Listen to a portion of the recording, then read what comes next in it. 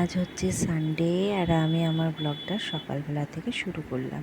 তো চলো সকালবেলায় পুজো আশ্রা দিয়ে রান্নাঘরে আজকে পুঁই শাক, সানডে বলে আজকে সকালে চিকেন মাটন বা ফিশ কিছুই হবে না, কারণ ডিউটি আছে হাজব্যান্ডের। আর এত সকালে আমিও বাজারে যাচ্ছি না, আর ও তো ধরো ও ডিউটি যাওয়ার আগে বিশেষ যাওয়া সম্ভব হয় না। তো যাই হোক, আমরা সবজিটাই বেশি খাওয়া হয়, যেমন পুঁই চচ্চড়ি হয় সেভাবেই পুঁই চচ্চড়িটা আমি এখন রান্নাটা করে নিচ্ছি। আর হবে মসুরির ডাল আর ভাত, ব্যাস এটাই হচ্ছে আজকে আমাদের দুপুরের সানডে লাঞ্চ।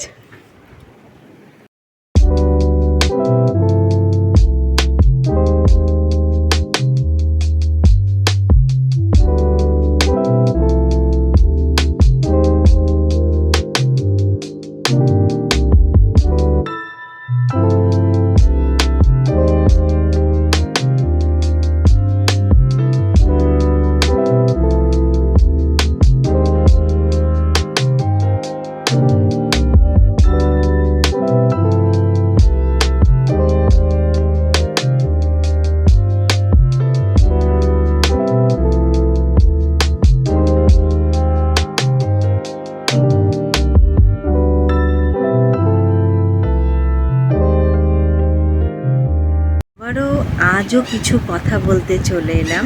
আমি তো এ কদিন ধরে বলছি কিছু কথা, তো এই কথাটা আবার সবার জন্যে না, কিছু কিছু মানে ধরো এটা মানে কিছু কথার, অনেক দিনকার কথার উত্তর ধরতে গেলে, তো ওটা সবার জন্যে না, আমি জানি দেখে, তো সেই উদ্দেশ্য করেই বলা।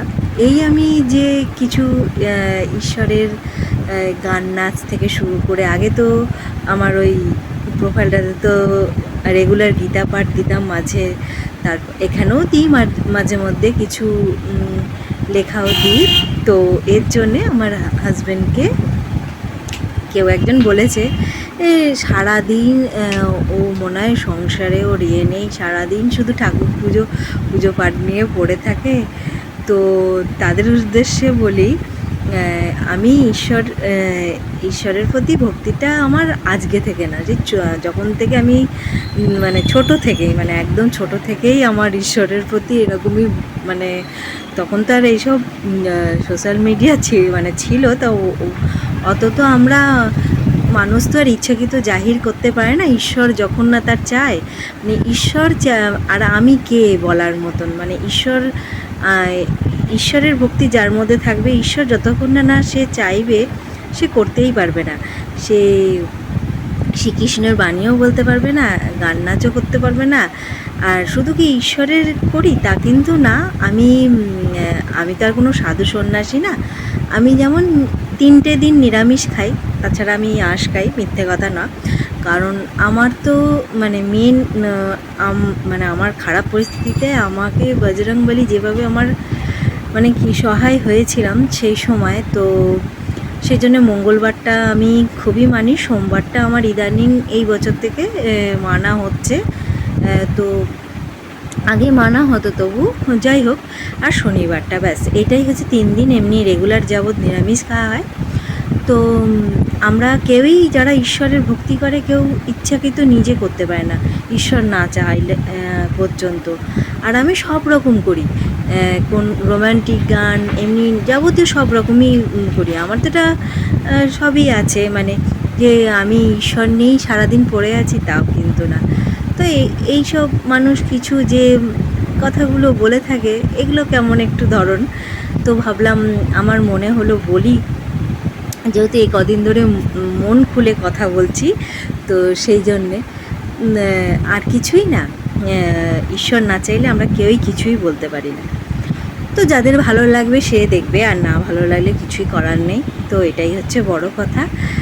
আর আজকে হঠাৎ করে ঈশ্বরের ভক্তি জেগে গেছে, এই ধরনের কোনো দিনই আমার ছিল না। আমি ছোট থেকেই মহাদেবের ভক্ত ছিলাম, মানে আমাকে যে নাচ শেখাতেন তিনার মা বাবা, আমাকে তারাপীঠে আমরাও বেড়াতে গেছিলাম, আমি ছোট ছিলাম যখন, বাবা মার সাথে, তো ওনারাও গিয়েছিলেন।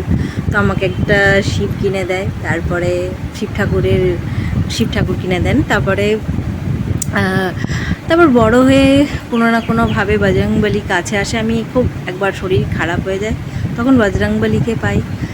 তারপর ধীরে ধীরে ভগবানের মানে আমাদের তো ঈশ্বর তো এক, আমরা ভিন্ন নামে ডাকি, তাই এই হয়ে যায় কথা, এইভাবেই চলছে।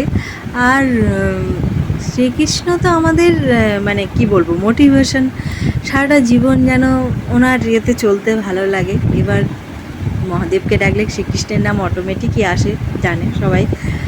এই হচ্ছে ব্যাপার, এই নিয়েই চলছে। তো মনে হলো মন খুলে বলার, তাই আজ বললাম। রাতের বেলায় মাছ ভাজা, আলু ভাতে, ডাল ভাতে ভাত খাওয়া হবে।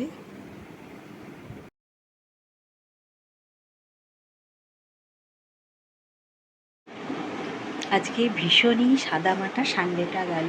তো আজকের ব্লগটা আমি এখানেই শেষ করছি। ভালো থেকো সবাই, টাটা।